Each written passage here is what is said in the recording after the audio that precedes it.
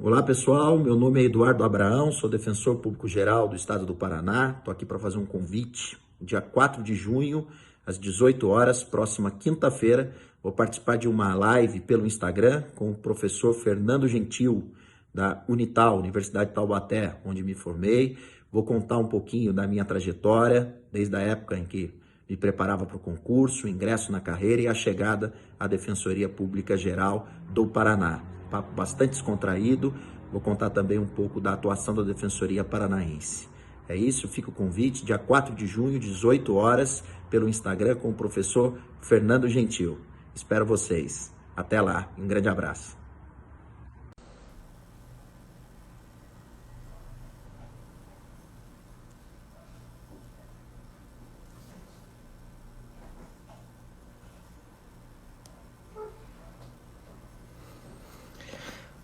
Olá, tudo bem, Cris? Tudo certinho? Tudo bem, Rafa?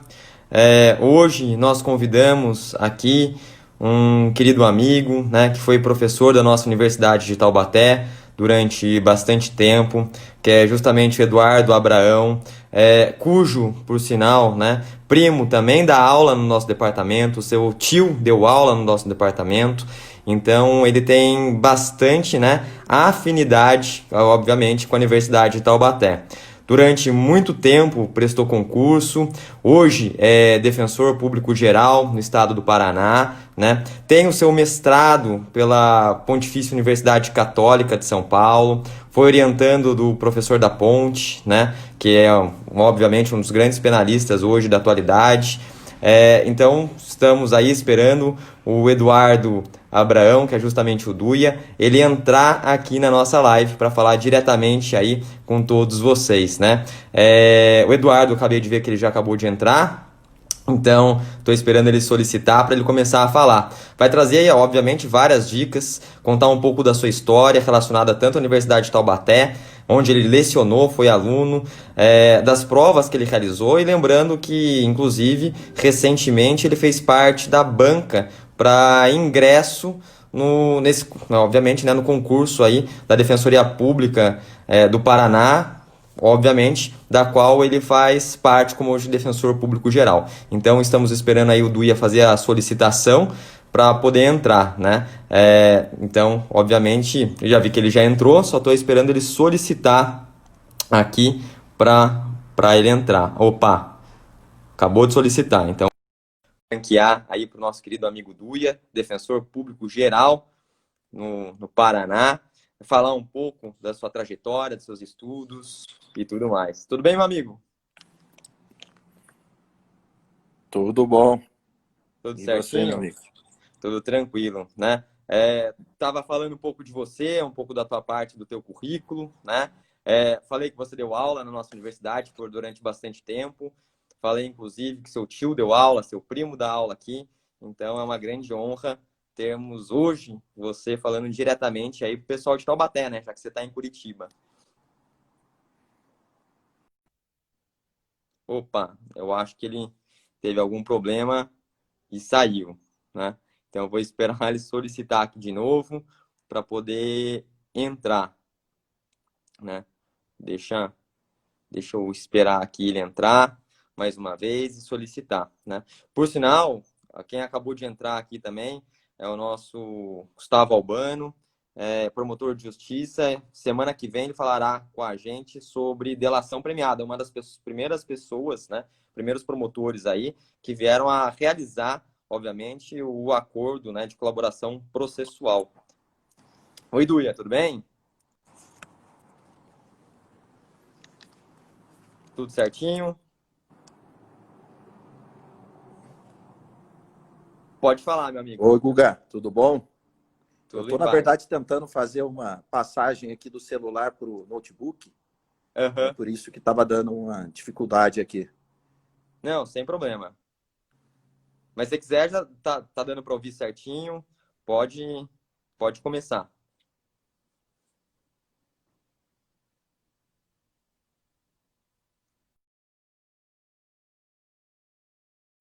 Opa, por sinal, quem também está aqui é o nosso querido Marcos Edson, que também foi defensor público geral em Rondônia, né?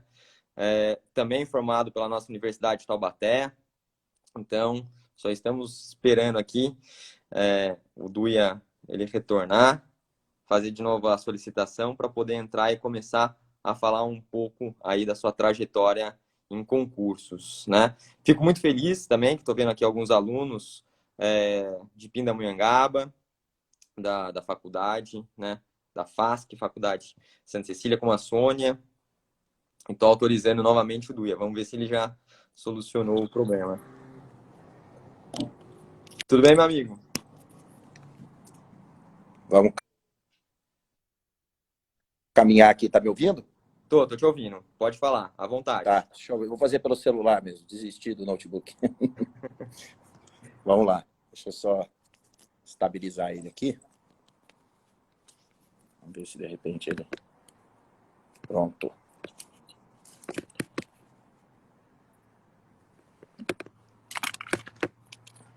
Opa. Agora Perfeito, vai. meu amigo.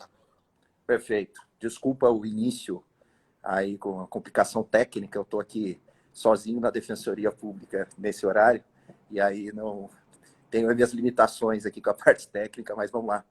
Vamos começar a conversa. Acho que você já fez uma apresentação inicial, né, Guga? Já falei de você. Tá. Então vamos conversando aqui. Primeiro eu quero agradecer essa oportunidade que você está me dando. A maioria das pessoas que estão aí na live sabe da nossa amizade, da nossa história também um pouco construída, né, ao longo das carreiras, né, Guga? Guga Sim.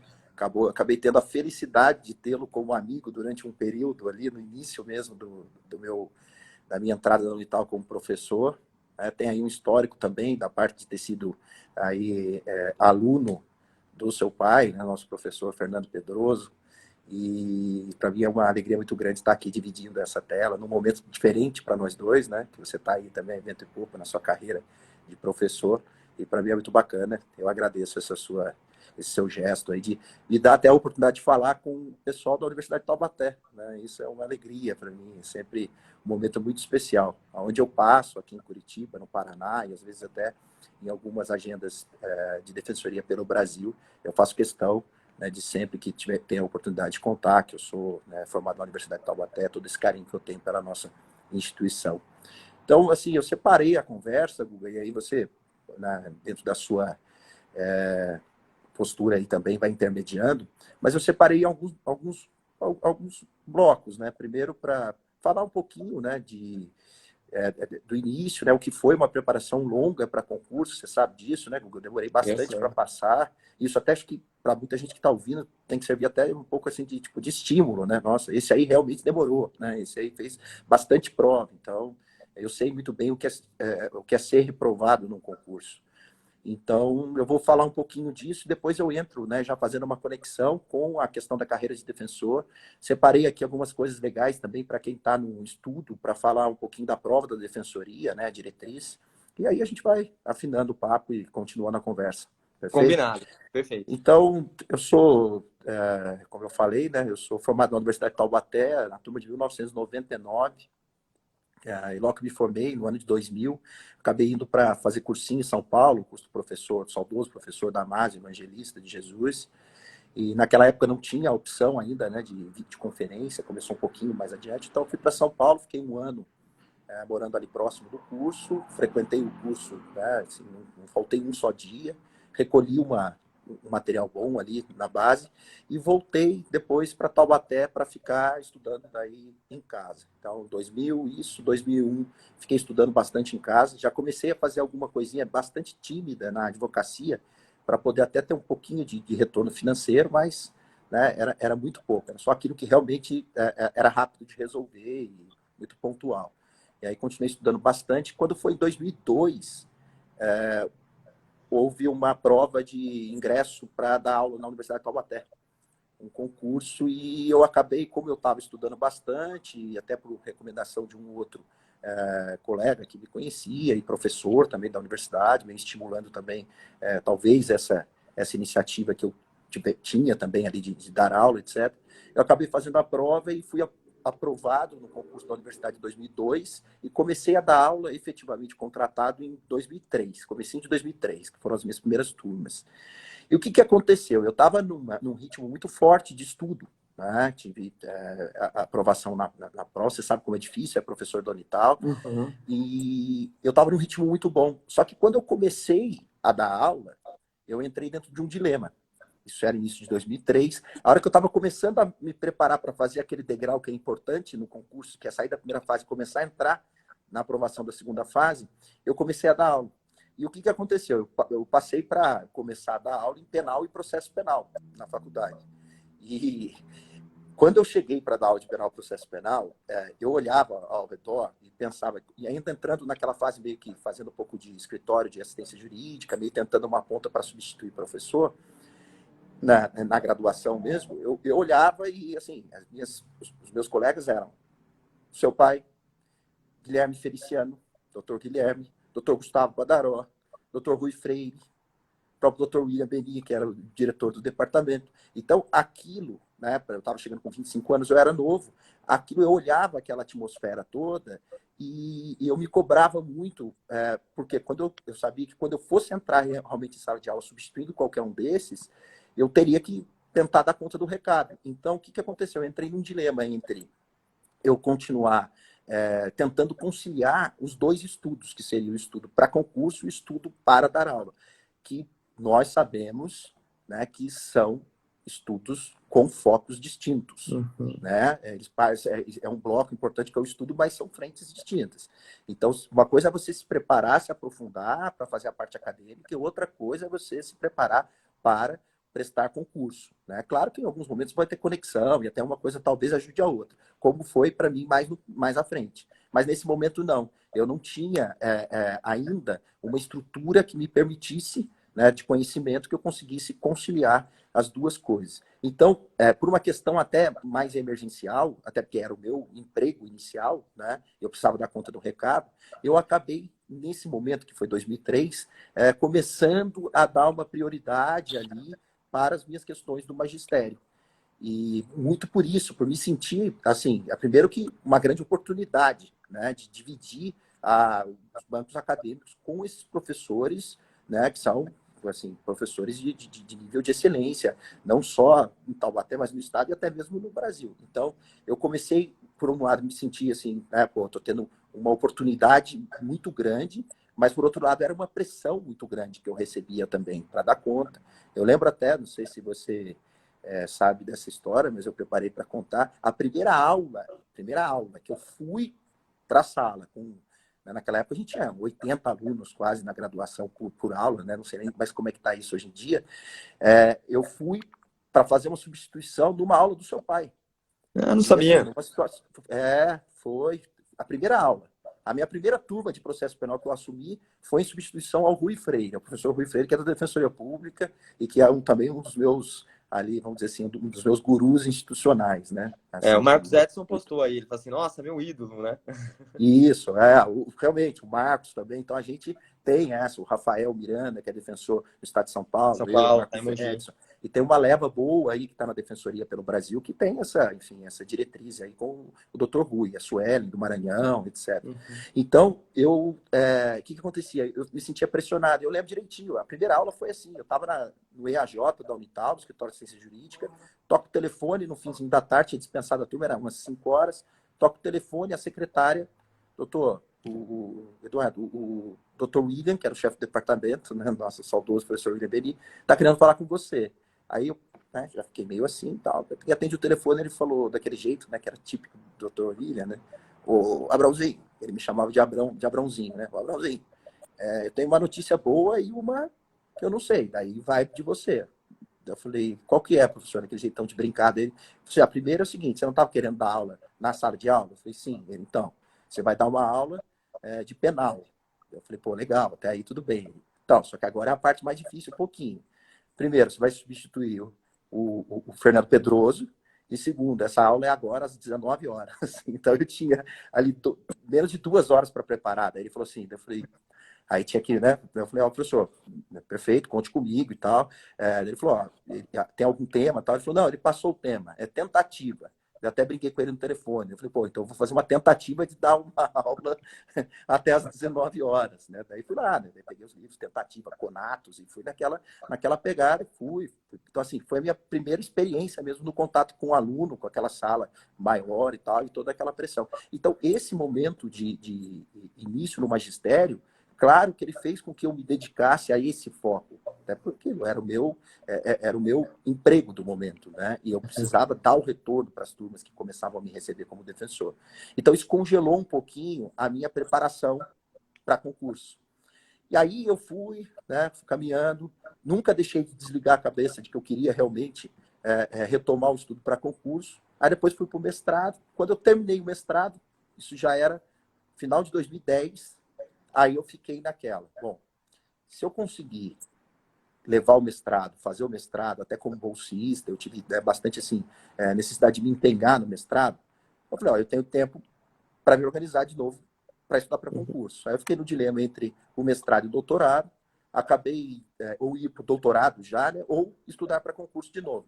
Aí acabei conversando, claro, até com a minha mulher, a Alessandra, deve estar me acompanhando, um beijo para ela, deve estar em casa com as crianças, e expliquei um pouco desse dilema, e ela sabia tal, daí ela, né, ó, eu acho que é a hora de você voltar a se dedicar para concurso, até porque eu já estava com uma idade mais avançada e tal. Aí fui consultar o meu professor também do mestrado, o professor Antônio Carlos da Ponte, que foi meu orientador, e aí contei um pouco para ele, que ele não conhecia essa minha assim, vontade de prestar o concurso, tal, ele achou que eu já fosse mais ligado à advocacia mesmo. E aí contei, ele pegou, me deu como sugestão, falou, olha, o Abrão, o concurso, você já está com uma idade um pouquinho mais à frente, é interessante que você se dedique ao concurso agora, porque o doutorado você vai poder fazer, de repente, mais à frente e tal, mas se eu fosse você, até porque você já está com um tempo de estudo organizado do mestrado, aproveita e tenta. E aí, dito e feito, foi isso, foi final de 2010, eu voltei em 2011, e aí peguei aquilo que eu tinha de tempo de estudo do mestrado e coloquei o estudo para concurso.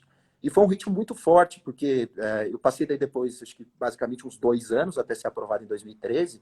Foi muito forte, por quê? Porque eu tinha uma necessidade de, né, já era casado e tal, necessidade familiar, né, Alessandra é advogada, então a gente tinha as questões familiares, e então eu tinha que dar bastante aula, e ao mesmo tempo eu tinha que estudar. Então eu tinha uma carga horária de 40 horas na Universidade de Taubaté, dava algumas outras aulas, até em cursos, outros que não de direito, de matéria de legislação mesmo. Tinha que dar um curso de gastronomia, hotelaria lá em Campos do Jordão, no Senac, em São José dos Campos, no ETEP, no curso de administração, eu falava sobre legislação, e tinha 60 horas aula na semana. E dentro das 60 horas, o que eu fazia? Eu repartia pelo menos um período de cada dia, e às vezes até chegando às 11 da noite, e estudava até desmoronar no livro. E fui indo, só que eu já estava numa fase, e aí eu acho que aquela escolha que eu fiz lá atrás, em 2013, me dedicar ao magistério e depois só voltar no segundo momento, fazendo uma leitura no tempo, acho que ela me ajudou bastante, sabe? Porque depois eu voltei mais preparado, eu voltei com menos ansiedade, eu voltei com uma estrutura de pensamento jurídico muito, muito mais completa do que eu tinha lá atrás. Então, acho que assim, né, a gente, quando está prestando concurso, a gente quer o resultado mais rápido possível, mas a gente vai entender, de repente, por que ele se retardou e, no mais das vezes, como eu acredito que na minha situação foi para o bem, sabe? Então, eu acabei sendo aprovado só em 2013, né? Então, de 99 que eu me formei, claro que eu não fiquei o tempo todo, né, esses 14 anos, mas eu rodei aí um bons 5, 6 anos estudando bastante para concurso. Aí foi aprovado em 2013 e vim para a Defensoria do Paraná. A Defensoria que estava começando, né, era o primeiro concurso, isso chamava muito a minha atenção. E assim, para o pessoal que está ouvindo, acho que a gente já falando um pouquinho até de concurso, preparação, tem uma coisa que eu ouvia muito isso, e que é muito simbólica quando a gente chega ao resultado. Eu ouvia muito assim, os professores falaram, olha, quando você for para ser aprovado, você vai começar a sentir isso durante a prova. E a minha foi incrível. Eu sempre tive problema de passar a primeira fase. Essa era a minha sina. Cheguei a ficar reprovado por um ponto. Eu nem contava mais, porque parecia conto de mentiroso, sabe? Não quer ou não. E aí, isso me dava um desespero. Eu lembro até que fui reprovado na Defensoria de São Paulo por um ponto em infância e juventude. E isso foi uma prova que me trouxe desespero, porque eu falei, pô, se eu for para a segunda fase, eu vou passar. Se eu for para a segunda fase, eu vou passar a segunda fase. E eu vou passar na prova oral. Já estava dando aula, já tinha mais calma um pouquinho para falar e tal. E aí, quando eu perdi E essa de São Paulo, da Defensoria de São Paulo, até inclusive foi uma coisa que me chamou bastante atenção, porque eu fiquei bem cabisbaixo, claro, por óbvio e tal. E aí eu peguei e comecei a questionar isso, sabe? Até conversando com a Alessandra, minha esposa, ela pegou e falou, ó, eu acho que isso mostra que você está chegando, entendeu? Então, assim, se você é reprovado por 15 pontos, alguma coisa está acontecendo de errado no seu estudo. Então, você tem que ter perseverança e tal, e isso eu sempre tive, né? Eu acho que o combustível maior no estudo para concurso, né, além da organização, da concentração e tal, é a sua perseverança, é o seu insistir. E eu comecei a fixar isso na minha cabeça, que era o seguinte, eu prestei acho que pelo menos umas 20 provas, fazendo umas contas aqui, e sempre reprovando. Só que o que eu comecei a imaginar a partir de um momento, que era o seguinte, a aprovação, e é aquilo mesmo, né? Parece frase de efeito, mas é muito isso. A aprovação, ela é o resultado de todas as reprovações que você teve e as correções e aprendizados que você teve na sua reprovação. Então eu comecei a mentalizar isso. Aí eu ia para uma prova, pô, não dava boa. O que eu fazia? Pô, eu ficava triste um dia. Lamentar é um dia. Você não tem tempo para isso. Tá? Não tem mais tempo para isso. Lamentava um dia, no outro dia, vamos estudar, vamos estudar, vamos estudar. E fui indo. Ah, a prova não deu? Perfeito, a prova melhor vai ser a próxima. É aquela que é a minha. E aí, quando eu entrei no ano que eu passei na Defensoria do Paraná, eu fiz 5 provas de defensoria. Eu fui para o Brasil inteiro, fui para Rondônia, lá com o Marcos, fui na casa do Marcos, fui para, enfim, fui para o Espírito Santo, fui para Santa Catarina, fiz em São Paulo, fui para até Rio de Janeiro e vim para o Santa Paraná. Catarina, inclusive, foi o concurso do Dado, né? Foi Também é daqui. resultado. A gente foi junto para lá e fez junto aqui. Ele passou lá, eu passei aqui. Legal, né? E assim, Guga, quando eu pisei em Curitiba, incrível. Eu pisei em Curitiba, eu peguei um ônibus na sexta-feira à noite, a prova era no domingo, a primeira fase. Dormi no ônibus, acordei na rodoviária em Curitiba, eu nunca tinha vindo para Curitiba. Desci, peguei minha mala, fui andando, né? Falei, nem vou pegar um táxi, economizar dinheiro, fui andando para o centro de Curitiba até o hotel que eu ia ficar. E quando eu pisei em Curitiba, comecei a andar em Curitiba, foi incrível. Eu falei assim, pô, alguma coisa está acontecendo, cara. Eu tô confiante, tô confiante. E minha esposa estava grávida de 8 meses e meio. Então, assim, minha paranoia ainda era, tipo, pô, eu tô aqui. Vai que minha filha nasce lá. E eu tinha que controlar essa dupla ansiedade, né? E acabou que deu tudo certo, né? Eu fiz uma primeira fase, saí da prova esgotado. Mas, assim, o sentimento que eu tinha muito bem. Aí fui conferir o gabarito depois, tinha feito tipo 80 pontos, alguma coisa assim. Então eu falei, pô, não é possível que a nota de corte vai ser 82, 81. Aí foi um pouco abaixo, eu acabei entrando, daí já entrei numa fila boa ali na classificação. Aí sabia, falei, a primeira fase agora acabou. Aí voltei para casa, né, a gente se organizou lá com a Rafaela recém-nascida, né, agora está com 7 aninhos já, quase 8, e fui. Aí foi a segunda fase. E assim, o que me ajudou, e aí acho que eu agora começo a dar um toque pro pessoal aí do estudo. O que me ajudou, claro, estudar para o concurso não tem, assim, uma fórmula que seja mágica, que não estudar muito, dosar e organizar seu tempo, ter paciência e, como eu falei, ter perseverança, entendeu? Ter perseverança, aprender quando ser reprovado, ver o que você errou, né? Correr atrás vencer os seus limites e, assim, eu acho que alguns detalhes que devem se ouvir em cursinho, tudo tal, e que são coisas que, no meu caso, fizeram muita diferença. Assim, primeiro, você tem que ter a sua rotina diária. Então, todo dia você tem que estudar. Eu, nessa segunda etapa, eu não conseguia estudar 8 horas por dia. Né? Dando 60 horas aula por semana, eu estudava 3, no máximo 4, que era um pouco à tarde, e depois, quando eu voltava, tarde da noite já para começar. Só que é o seguinte, nesse momento você tem que render o máximo. Então, o que você tem que fazer? Todo dia você estuda. É importante, isso, pelo menos assim, na minha experiência, fez muita diferença, separar um dia da semana para você desligar a cabeça. Para mim era o domingo, né? O domingo, beleza, dia de almoço com a família, oportunidade de encontrar alguns amigos. Quando tinha, então, jogo do nosso Esporte Clube Taubaté no domingo de manhã, e era uma beleza, era uma benção, né? Eu saía de casa, ia lá, assistia um jogo, encontrava vários amigos meus que estão aí, né, acompanhando, e aí descansava domingo e voltava segunda-feira. Então, se você tem um dia para você desligar, pelo menos no meu caso, fazia muita diferença, porque daí eu ficava renovado. E além disso, eu sempre colocava um ingrediente que fazia um pouquinho de atividade física. Fazer um pouquinho de atividade física. Nem que você acorde mais cedo, dá uma caminhada, entendeu? Corre um pouquinho. Uma Eu coisa lembro que rápida. você A gente, na corria. pandemia, a gente... Hã? Você corria bem. Corria bem, até hoje corro um pouquinho. E assim, e a gente está vendo agora com a pandemia o quanto que a gente consegue fazer exercício em casa, né? A gente tem aprendido aí, eu tô me adaptando.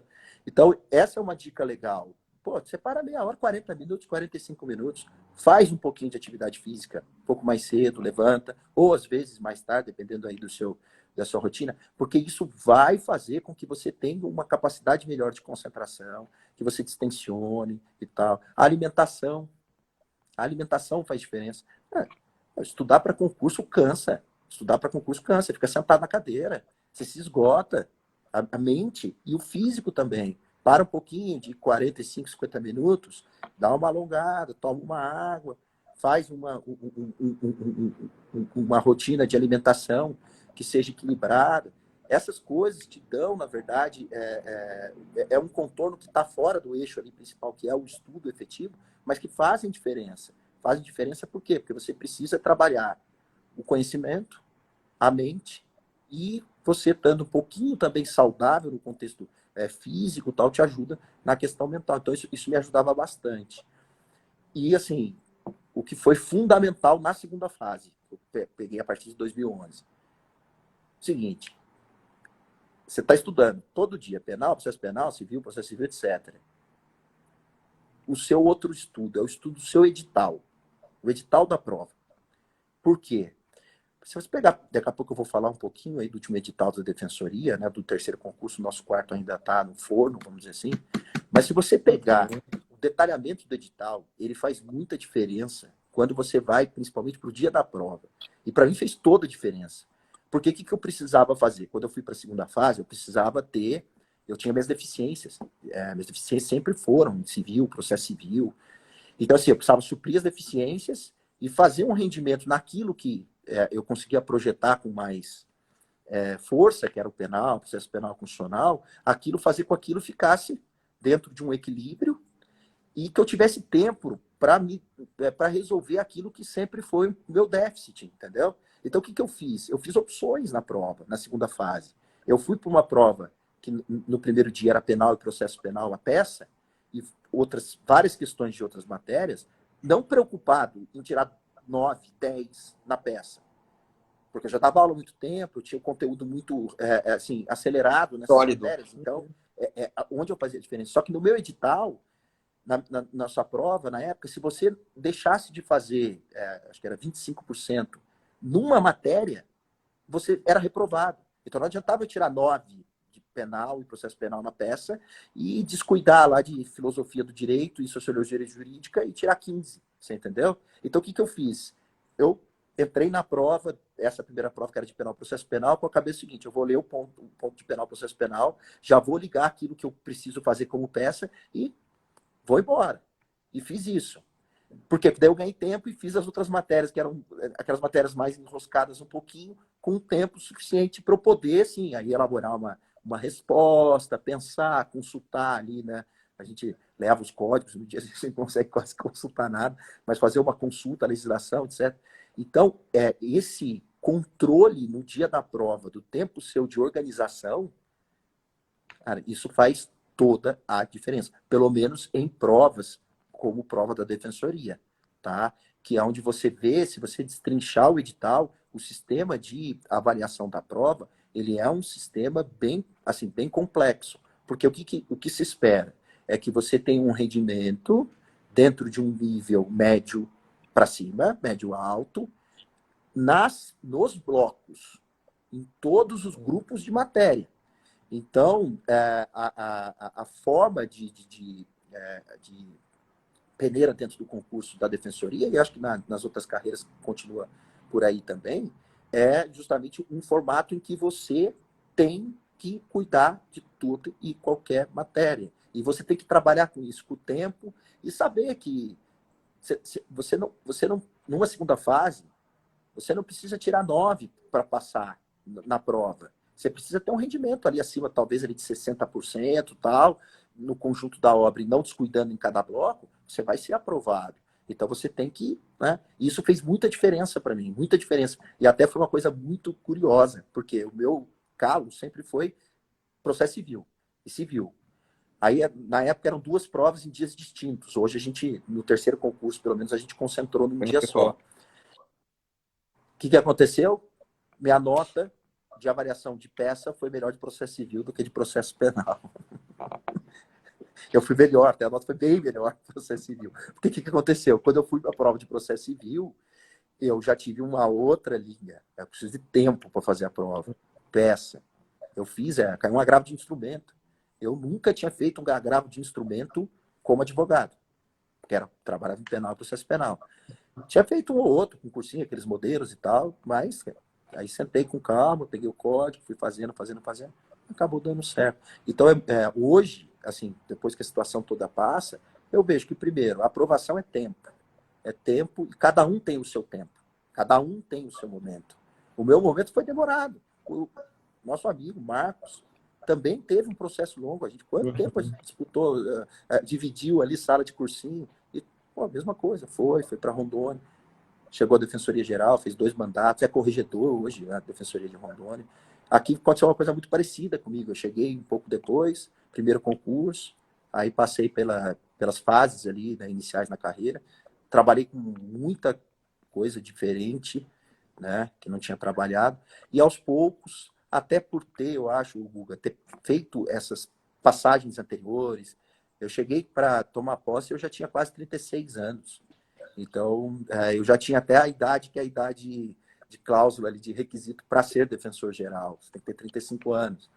Então, quando eu cheguei, né, eu era um pouco já mais à frente. O pessoal era, né, o pessoal mais novo, um pouquinho, às vezes, até 10, até pouco mais de 10 anos, às vezes, mais novo do que eu. Então, assim, o que eu leio hoje, olhando para o passado, é que era o momento de eu fazer uma coisa, depois passar por outra, que é o magistério.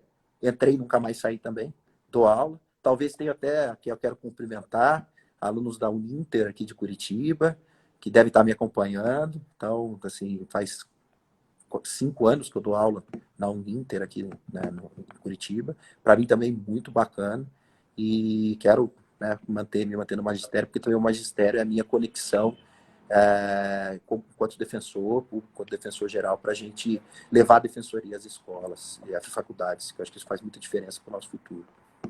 Por sinal, eu lembro que quando eu comecei a dar aula, a gente deu aula juntos durante aí uns 2, 3 anos, né? E já faz, inclusive, um certo tempo. Ou seja, foi, eu acho que 2011, inclusive. Foi 2011, 2012, daí você foi aprovado em 2013. Então, deu aí uns 2 anos e meio, né? Lecionando Direito Penal e tendo essa honra, obviamente, de lecionar Direito Penal conjuntamente com você. Agora, em contrapartida, você foi examinador no segundo concurso de ingresso aí para carreira, né, da Defensoria Pública no Paraná. Conta um pouco mais, né, como que é essa outra faceta, essa faceta de examinador, né, ou seja, o que tanto cobra, o que vocês acabam avaliando dentro dos candidatos. Legal, eu já vou respondendo essa, eu vou fazer uma conexão para o pessoal que está assistindo sobre a distribuição da nossa prova e até para, poxa, dá um toque, né? Corre mais por ali e tal. Fica tranquilo, eu me abstive de participar de qualquer vinculação ao processo do concurso, até fiz uma delegação aqui de função para um colega, para ele poder dirigir o concurso e tal, porque, em regra, é o defensor geral que preside a comissão. Mas como eu frequento muito faculdade, sabe como que é? Eu tenho muito esse lado meu de ser professor e tal. Enquanto defensor geral, eu fechei o terceiro concurso, não indo como presidente da banca, quando eu assumi que estava fechando, e vou para o quarto concurso, nós vamos, sem eu participar da comissão organizadora.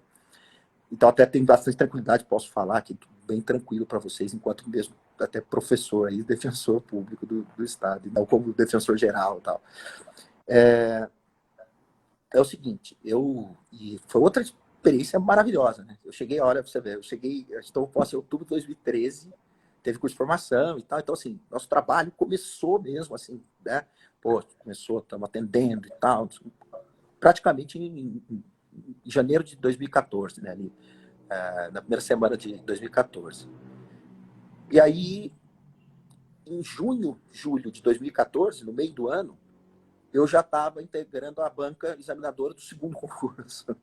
Por quê? Porque é uma realidade nossa. No meu concurso, do primeiro, só teve examinadores de fora, porque não tinha, Uhum. a defensoria estava sendo formada. A gente tinha aqueles que optaram pela carreira, né, mas que eram 10, mas se preferiu trazer examinadores de fora. Então, foi uma banca composta com o pessoal do Rio, Amazonas. Inclusive, depois tive até essa experiência super positiva de dividir Defensoria Geral no Condeg e tal, com 2 examinadores, Davi Pinella, de São Bacana. Paulo, o Rafael, que foi defensor geral na e tal. E essa história ela é bem legal. Então, são coisas que eram próprias da defensoria, que até hoje acontece, né? O pessoal entra e daqui a pouco tem a banca, vamos compor. E eu comecei em 2014 já a fazer parte da banca. E aí eu era examinador de processo penal. O Rodrigo Roig, do Rio de Janeiro, um dos grandes nomes da execução penal do Brasil, né? o Roig, defensor público do Rio de Janeiro, ele fazia o penal, né? E eu fazia o processo penal. E aí a gente formatou o segundo concurso muito parecido com o primeiro. Então, se você pegar os editais e olhar o primeiro para o segundo, não tem diferença no método, tá? Que era um método até mais complicado. Por quê? Porque era esse que a gente dividia a segunda fase em 2 provas e você tinha que ter um mínimo em cada matéria. Então, você não foi bem uma matéria, meu amigo, você pode ter tirado 10, todas as outras. Isso a gente começou a avaliar com o tempo e entendeu como algo que precisava, né, mudar um pouquinho, né? Porque a gente às vezes tirava um candidato por ele ter uma infelicidade numa matéria e de repente, aquela coisa, né? Então depois a gente no terceiro concurso, que é esse que eu vou tratar rapidinho com vocês, a gente mudou um pouquinho e assim, o edital do quarto não saiu, mas há uma tendência de manter um pouco o equilíbrio, né? Aí eu fui para ser examinador, né? Então, assim, processo bem complicado, porque elaborar as questões da primeira fase, a gente elaborou a prova inteira, então questão de primeira fase, questão de segunda fase, e depois a banca da prova oral. E você tem que ter um cuidado muito grande, né? Se é professor, você sabe disso, você faz uma prova para o aluno na faculdade e pensa uma prova objetiva. O quanto de cuidado você tem que ter, né? Para estar indo no concurso. Eu acabei que até, assim, por uma... É aquele negócio, né? Você olha a questão, olha a questão, olha a questão, olha a questão, olha a prova 10 vezes e você identifica todos os erros que sua mente, o olho consegue enxergar.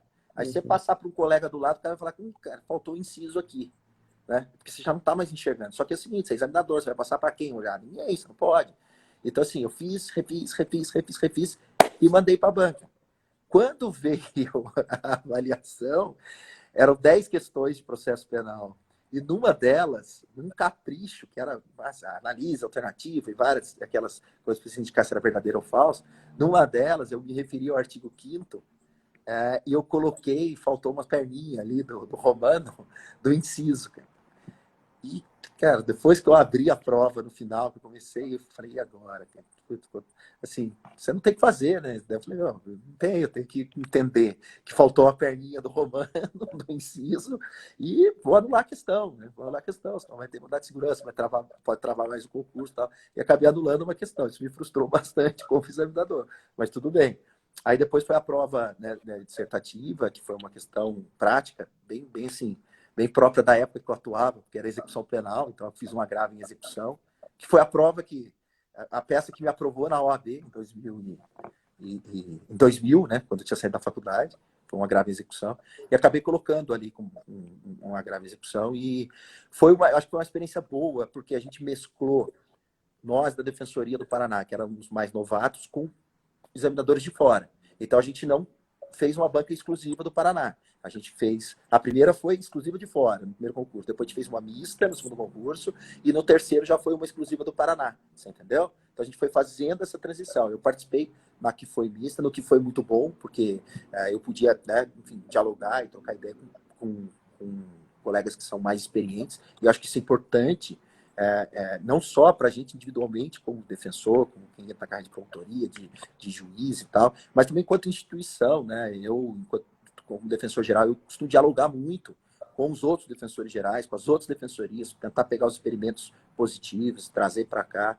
Então, foi uma experiência muito bacana, que eu aprendi muito, foi um sufoco depois para corrigir todas as provas, mas assim, é bem legal, porque hoje eu tenho um colega que é do segundo concurso, que está na defensoria, né? Eles tomaram posse em 2016, e que fizeram parte ali, foram examinados por mim, até depois isso virou motivo, claro, de brincadeira, durante o curso de formação, etc. E foi uma experiência muito válida, muito rica. Né? Depois, no terceiro, eu não fui e nem me habilitei, porque eu estava dando aula em cursinho e tal, então eu resolvi que ia me abster de tentar de novo participar. E agora no quarto concurso também, assim, enquanto defensor geral, eu prefiro manter a questão, né, mais distante e tal. Depois, quando voltar para a ponta, e lá no futuro vamos ver, né, se de repente tiver a felicidade de novo, talvez me candidate ali a participar da banca no futuro. Mas foi bem bacana. Pessoal que está assistindo aí, eu tô com um sistema aqui, mais ou menos, para falar para vocês da prova. Podemos falar um pouquinho aí, Igor? Quer dizer alguma coisa aí? Pode, Vamos pode. participar? Não, acho importante até. Só um comentário, né? Eu já elaborei 2 provas de concurso. Uma foi para FUST, aqui de Taubaté, e outra para procurador do município, né? Eu lembro que a primeira prova que eu elaborei da FUST, de constitucional, eu peguei um monte de doutrina. E daí, nossa, o que choveu de recurso. E daí, obviamente, você tem que dar o retorno, você tem que dar o feedback, né? A gente percebe porque, em regra, essas provas de primeira fase, e a grosso modo, grande parcela das indagações são cópia, né? De texto, cópia de artigo. Porque quando recorre, você vai lá, pega e fala assim, tá no artigo tal, pronto, e acabou, né? Então, até, de certa forma, para a primeira fase, acaba sendo bastante importante a leitura de lei, né? Que acaba sendo bem válido. Mas, bom, pode continuar, Luia. Só fazendo esse acréscimo que... E assim, a vida é muito assim, né? Você pegar o tempo que eu fiquei maturando até passar no concurso, eu era metade professor, metade aluno. Até hoje eu sou assim, até hoje, porque eu continuo dando aula, mas é incrível que a gente tem e por atuar muito também na defensoria, ver os colegas que eles estão fazendo, pô, até hoje eu tenho essa perspectiva de que eu ainda não desgarrei de uma fase de discente também, entendeu? Então, para mim é legal você trocar essas experiências, né? Às vezes você está num polo, às vezes você está no outro, tal, e de repente ainda consigo ter tempo aí depois que sossegar um pouquinho da defensoria geral para chegar num doutorado e tal, e continuar a vida também aí como aluno, que eu gosto bastante.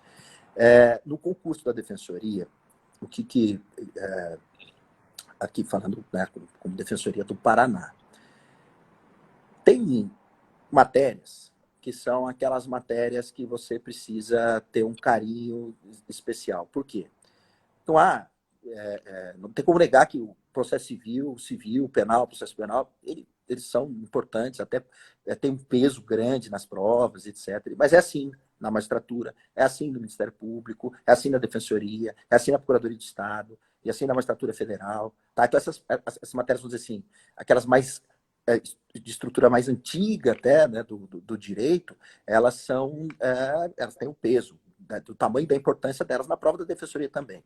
Mas aí o que acontece? Você tem matérias que têm uma dinâmica um pouco mais até, se a gente for pegar ali, né, de evolução mais recente no direito, com direitos difusos e coletivos, a questão do direito à criança e adolescente, não que isso não existisse, mas se a gente pegar pós-88, pós-Constituição de 88, isso entra num giro, os direitos sociais, né? A gente, como algo nunca visto, né, no nosso país. Então, os direitos humanos. Então, o que acontece? Quando você vem para dentro da prova da defensoria, você tem que estar com essa estrutura, que é aquela base, né, de mais tradição mesmo, de concurso, e você tem que daí ligar o alerta e se preparar para esse tipo de enfrentamento.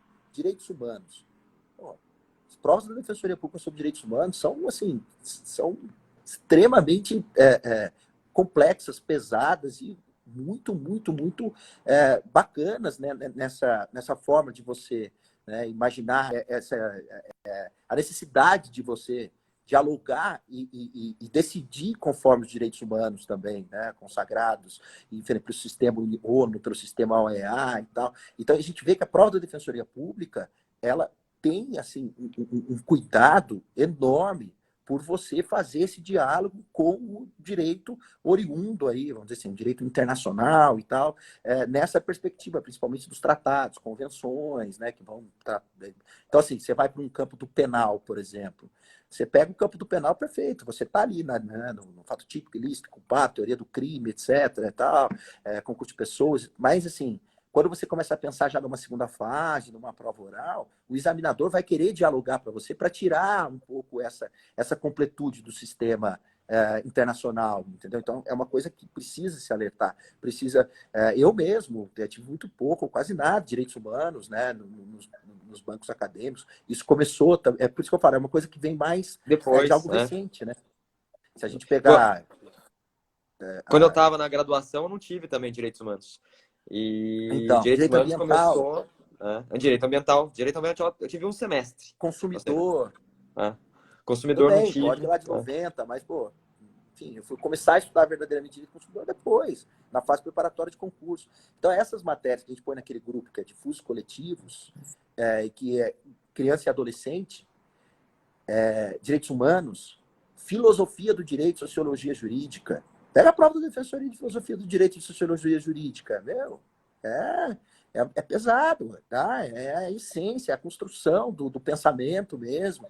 E acho que isso é muito bacana. Assim, eu fui, vamos dizer assim, massacrado no estudo com relação a esses pontos, essas matérias mais diferentes um pouquinho da defensoria. E acho que para a formação nossa foi muito bom, foi muito bom.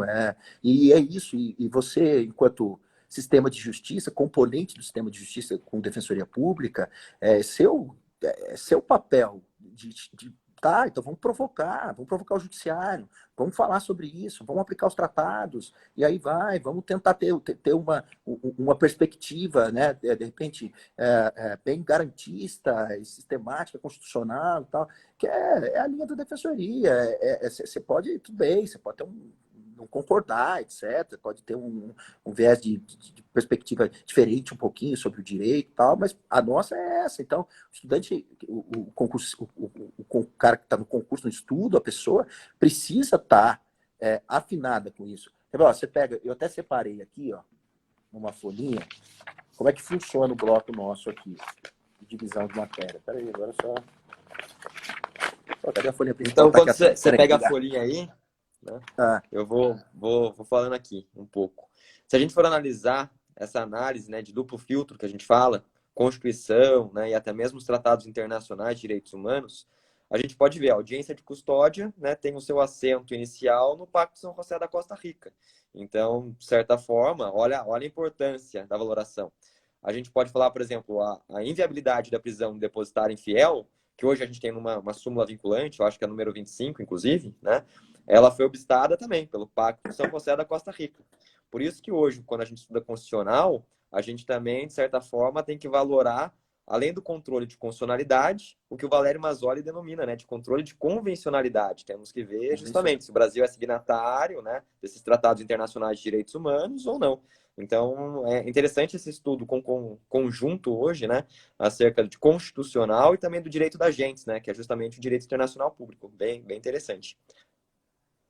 É só fazer o apontamento quando Exatamente. você procurar Aqui, uma quer ver, coisa. ó, pra você ver aqui, ó. Eu fiz a divisão aqui que tá bem ruim com a minha letra, que nunca foi muito boa, tá bem? Isso me dificultava, tinha que escrever um pouco mais devagar para não acelerar, senão eu ia conseguir corrigir a prova. Mas aqui, ó, são 4 grupos, tá? São 4 grupos. No grupo A, eu tenho constitucional, direito da criança e adolescente, e olha lá, estudar para a defensoria não é estudar só o ECA, não. O ECA é importante, tá? Mas é o sistema de proteção internacional, são todas as outras leis que envolvem a criança e adolescente. Então, o ECA tem que estar na mala. Só que não para por aí, não. Tá? Direitos humanos. Então, é constitucional, criança e adolescente, direitos humanos. Um bloco. Olha só. A importância dos direitos humanos. Compõe, junto com o constitucional, 28 questões na primeira fase, desse bloco. O grupo B, penal e criminologia. Não é só penal, é penal e criminologia. O que vai muito além, né? Enfim, você tem uma raiz aí criminológica aí na teoria do penal, que vem aí da evolução da sua família e tudo tal, você sabe disso. Pô, É importante, diferente.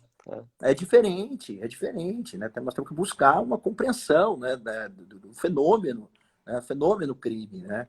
Enquanto, né, enfim, enquanto aquele acontecimento social, etc, etc. Processo penal e execução penal. Então não é só processo penal, é processo penal e execução penal. Aliás, tem muita questão de execução penal. Eu mesmo, quando eu fui examinador, quando eu trabalhava na execução, eu fiz a segunda fase de execução penal. E a primeira fase teve pelo menos 3 ou 4 das 10 questões que foram de execução penal. Então, você tem que entender o decreto de indulto e a lei de execução penal. E também não é só a lei de execução penal. Então, assim, tem que ficar esperto. Criminologia e execução penal, que é o diferente um pouquinho do que Sim. você vai ver, né, em outros concursos, talvez. No grupo C, aí tem o civil e processo civil, né? Aí vem difuso coletivo e consumidor. Então, você tem o difuso coletivo e tem um bloquinho de consumidor. 28 questões também. Então, são 28 questões do grupo A, 28 questões do grupo B e 28 questões do grupo C. Aí vem o grupo D, que é o de fechamento. Administrativo, princípios institucionais da Defensoria Pública, filosofia do direito e sociologia jurídica. Esse bloco tem 16 questões. Mas deixa de estudar filosofia do direito e sociologia jurídica. Aí o que acontece? Aí cai lá 4, 5 questões, das 16, talvez, e aí você não estudou, né? Vai talvez fazer uma falta no final. Por quê? Daí você faz a primeira fase, e aqui, qual que era o critério aqui? Você tinha que acertar 60% da prova toda, no conjunto, das 100 questões, mais 25% cumulativo. Pelo menos 25% em cada grupo. Então você tem que ter um handicap em cada grupo e formar 60%. Mais do conjunto total. Mas além disso, você tinha que estar classificado entre as Na nota 500 de primeiras corte. posições. A nota de corte, exatamente. Então, né, é uma maneira de você ir construindo. Tem que ir um pedacinho de cada, pelo menos 60% para você começar a conversar sobre a aprovação e estar dentro dos 500 com a melhor nota dentro desses critérios. Ótimo. Daí você vai para uma segunda fase. Como eu falei, no meu concurso, Guga, não era o corte no bloco. Não era 25% no bloco, que poderia compensar. Por exemplo, Sim. sei aqui, você não sabia muito filosofia e sociologia jurídica. Tudo bem, se teve 5 questões, você acertou 1, 2, mas você foi bem administrativo e princípios institucionais, você consegue lá os 25%. Só que no primeiro concurso e no segundo, o percentual era dentro da matéria. Então, olha que você chegava e falava assim, olha, agora eu vou fazer as questões de filosofia e sociologia jurídica. E o medo, né? Para muita gente, claro que tem gente que tem facilidade. Eu tinha dificuldade, daí fui. Até o mestrado me ajudou muito nisso. O mestrado. A compreender a filosofia do direito melhor e a sociologia jurídica. E aí, o que Até porque é crédito aconteceu? obrigatório, né? Na Então, PUC é um dos aí créditos, né? acontece o que aconteceu comigo em São Paulo.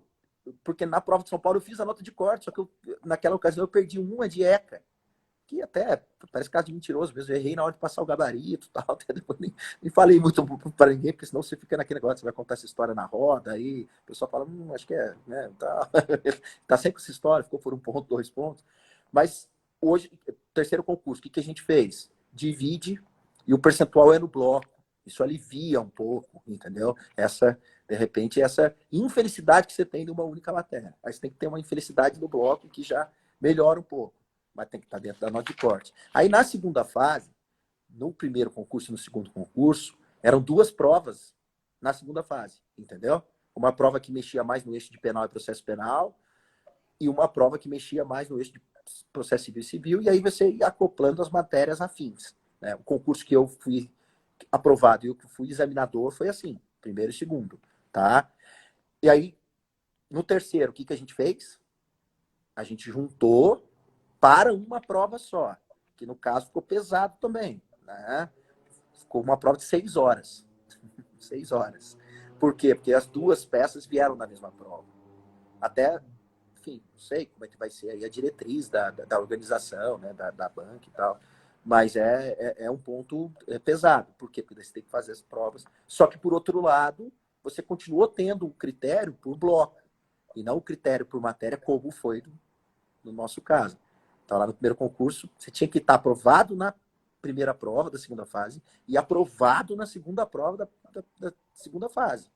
E ainda com esse risco de, se você se perdesse numa matéria, você estava fora.